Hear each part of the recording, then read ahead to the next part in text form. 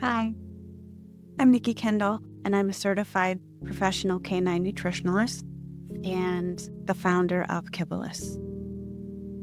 And I'm here because I would like to just give you a quick rundown of who I am and get you acquainted with why I have started Kibbleless and what I plan to do.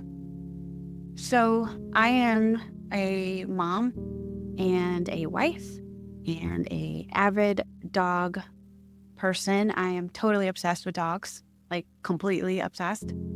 And I always have been. They have been my everything. They've been my best friends. They've been my just my whole life. I've had a bond with dogs that has been incredible, and I'm so grateful for that.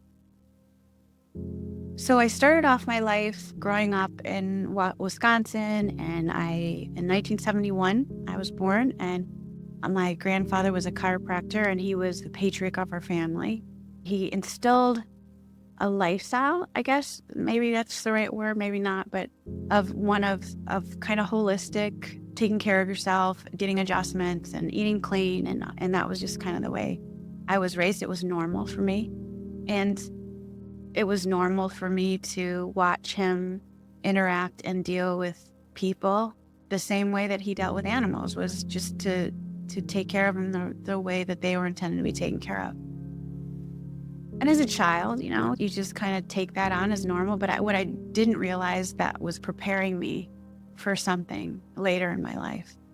Well, I went on, I grew up, I went to college, and I became an elementary school teacher. And I loved that. It was wonderful. I loved little kids. I loved teaching them and watching them light up with new information. But my favorite thing to teach was animals, and what a carnivore was, and what a herbivore was, what an omnivore was. And I loved to be the teacher that got to take them to the zoo on their first field trip. That was so fun, watching those lights come on and giving them a love for animals. I was the teacher with the rabbit in the classroom, and I was a teacher who would encourage them to bring their pets in for show and tell. And it was loads of fun. Well, then I left teaching to be a stay-at-home mommy, and I did that.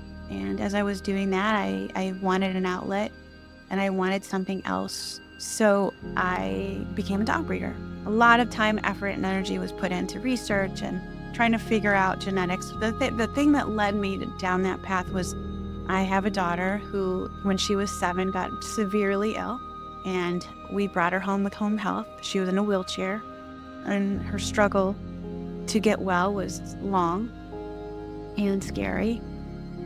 My dog, Sadie, was a little mini golden doodle. When Gracie came home from the hospital, Sadie, instantly attached herself to her and wouldn't let her out of her sight for the next, 15 years.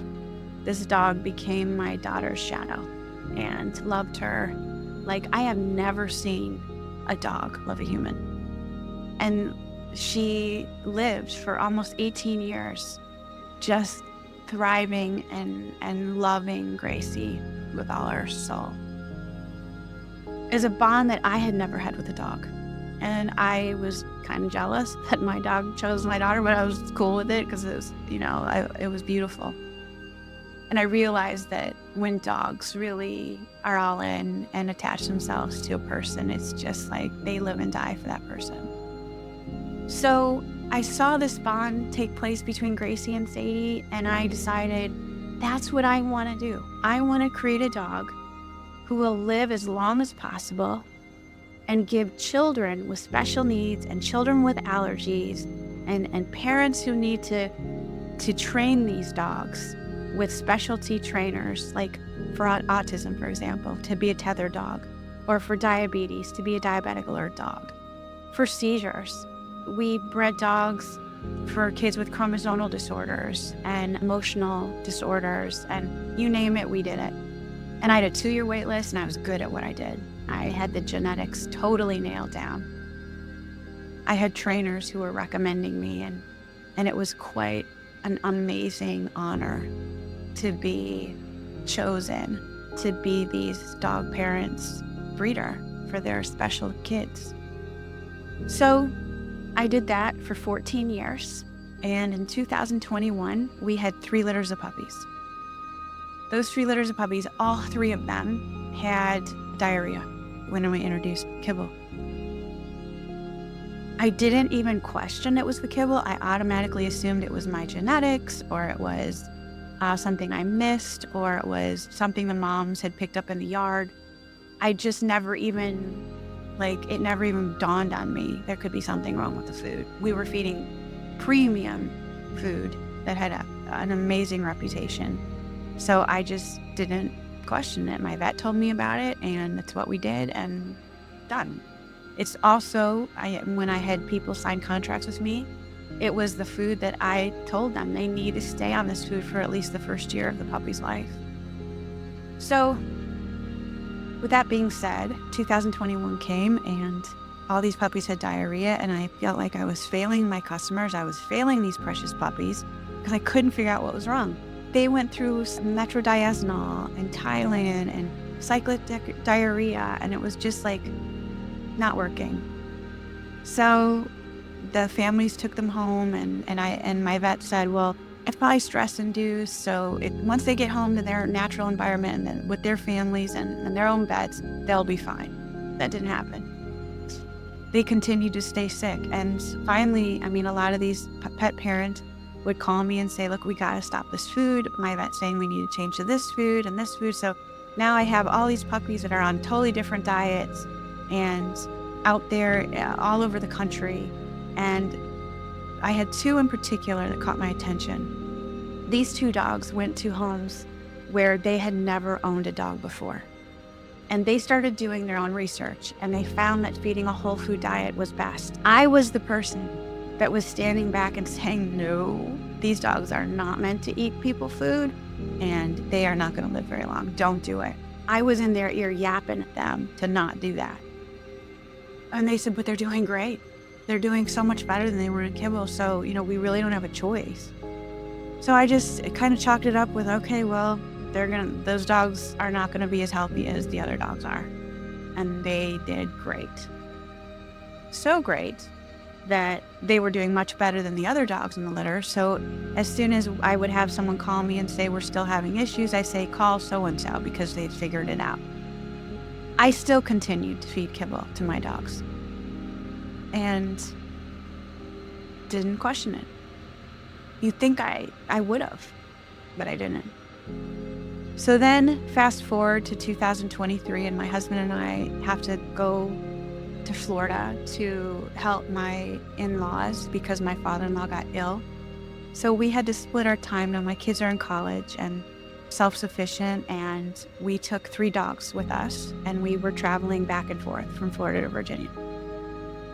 The dogs that came with us were our personal dogs. My dog Marley, and my husband's dog Dreamer, and our puppy Smitten. Smitten was one of my puppies from my last litter because I knew I was retiring, so I kept the last puppy. And he never really had a solid bowel movement. I can honestly say I just thought there was something wrong with him, but we never changed his food. We just kept doing what we thought was best. Well, 2023 came, December 4th. I opened up our new bag of kibble that was delivered to our doorstep, and it had been kibble that we had fed for 8 years successfully with no issues. This was not the same food, by the way, that we fed the puppies, but it was a different food for adult dogs and different brand and everything, and even a brand from not in this country. So I trusted it, and it came, and within a couple days, I started noticing Marley was eating grass and then pooping a weird color and then becoming low energy, not feeling her greatest, didn't follow me around the house anymore, just kind of stayed in one place, and she always followed me. So I knew something was wrong. So I knew enough about care of an animal that you need to look at their gums to see about hydration and all that, capillary refill and all that. So looked at her gums, and I noticed them getting paler and paler and paler every day that would go on. And finally, on day 10, after opening up the new bag, I called the vet. I said, something's not right with my dog. Can I bring her in just for a quick check? I assumed it was more like a UTI or something.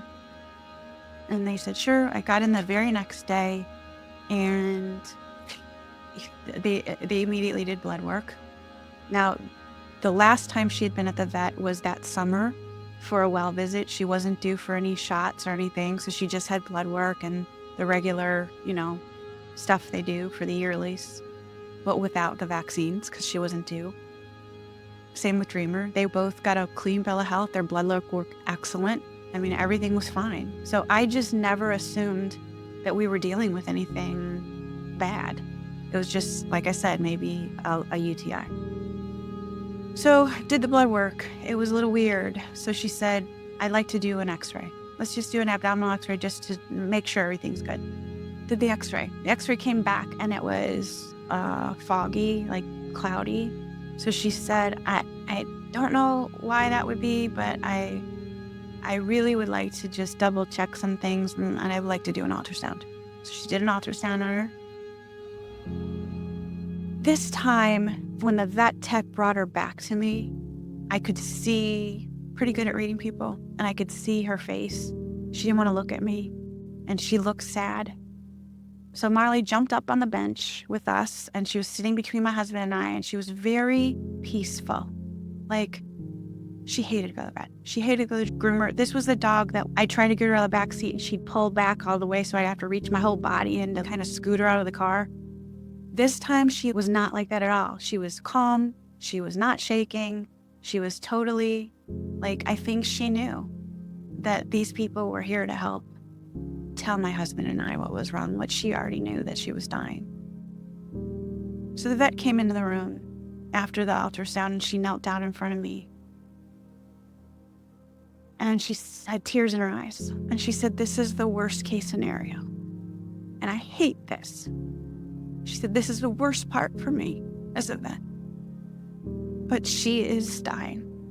She's got thousands of microlesions all over her small intestines, and her pancreas is shredded. And I said, is she in pain? She said, very much so. So she said, you have a couple choices. You can take her home, spend some time with her, or you can let her go. Marley at this point had jumped down on the ground and was sprawled out on the tile floor, and I could tell she was trying to get her abdomen, cooled down. She was kind of relaxed. And so I just looked at her. I looked at my husband. We were gutted, shell-shocked. Called my kids, told them what was happening. And I just got on the floor with her and wrapped my body around her, whispered in her ear, there's never been a dog that will matter as much to me as her. And for her sake, I let her go.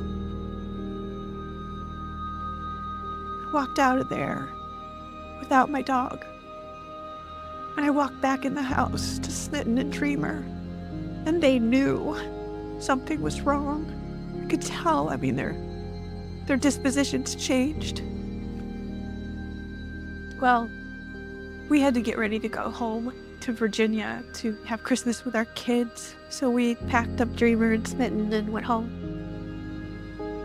We weren't there but a week and a half, and we were sleeping in the middle of the night, around 4 o'clock in the morning, and I hear this noise, and it's like banging, thrashing around on the floor. Smitten instantly jumped down to see what was going on and saw that Dreamer was maybe, I thought, having a bad dream.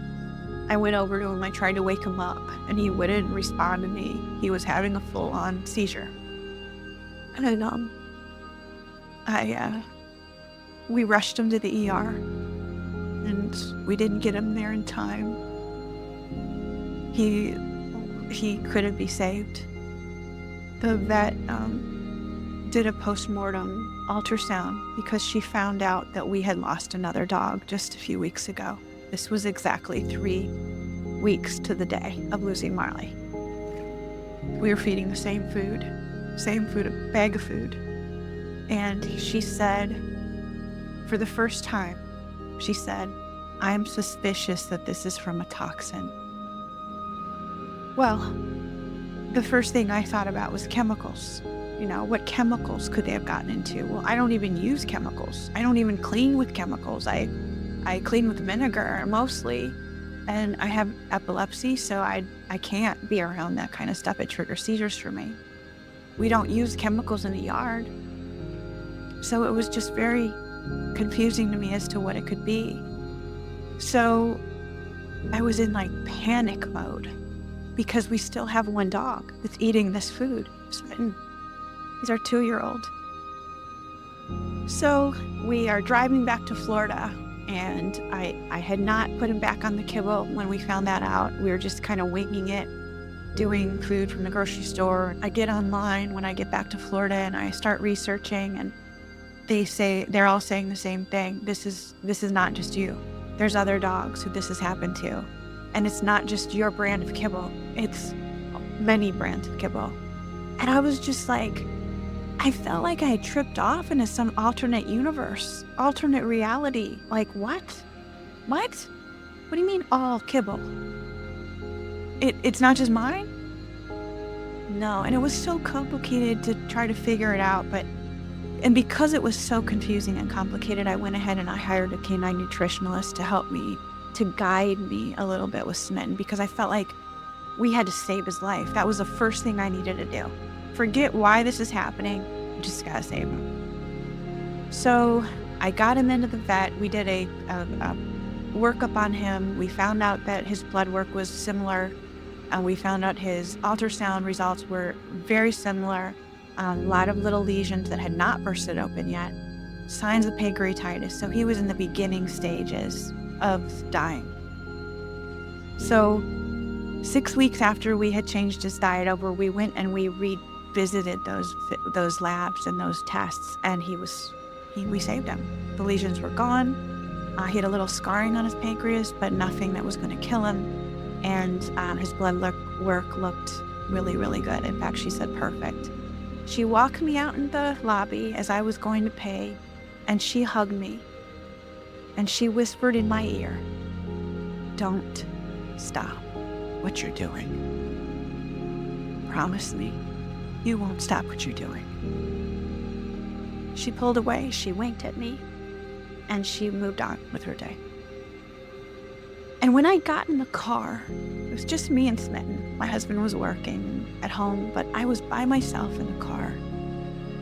And it was just I got him in the car, I sat in that parking lot, and it was just this feeling, and I don't know if you've ever felt this way, but for the first time since that day we lost Marley, I could finally take a deep breath. Seeing Smitten's test results and hearing the vet's encouraging words, knowing he would be okay, it felt like a weight had been lifted, like an overwhelming sense of relief, But as I drove home, I felt another feeling taking over me, and I was mad. I was angry. I was frustrated, and I realized that absolutely everything that I'd been taught about canine nutrition was a lie. A lie that's costing us the lives and health of the precious beings who trust us to protect them. In that moment, after I felt angry, I remembered another mom who got maimed. Her story began with heartache, but it ignited a movement that changed the world. And I'm talking about Candace Lightner, who's the founder of Mothers Against Drunk Driving. She founded MAD in 1980 after her daughter Carrie was tragically killed by a drunk driver who was a fourth-time offender. Candace knew she couldn't bring Carrie back, but she was determined that her daughter's death would not be in vain. She took a stand so that no other mother would endure the same loss. Candace's voice sparked a movement she never could have imagined. MAD lobbied for new laws, raised awareness about the dangers of drunk driving, and helped pass the national minimum drinking age. They made it socially unacceptable to drive while intoxicated and saved over 400,000 lives today. One mother's grief transformed the world. I was in high school in the 80s and MAD was a big deal. I wore the t-shirts, sat in the auditoriums, and listened to speakers. I didn't know it then, but those moments were shaping my heart and preparing me for a mission of my own, for such a time as this. The Kibbleless movement is our MAD movement, and we're here to raise awareness about the hidden dangers in commercial dog food and give paw parents the knowledge they need to choose whole, species-appropriate food for their dogs. We're creating a community of people committed to nourishing dogs as nature intended, feeding them as the carnivores they are. This isn't just about food. It's about life, love, and the bond we share with our dogs. If MAD could turn personal loss into a movement that saved lives, we can do the same for our furry family members.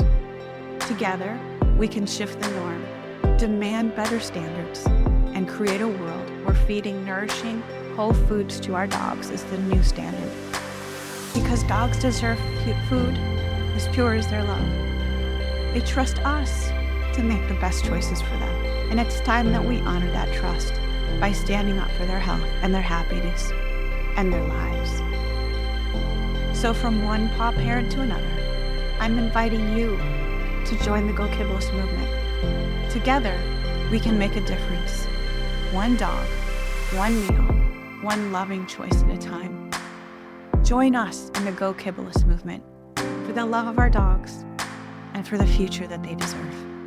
Thank you.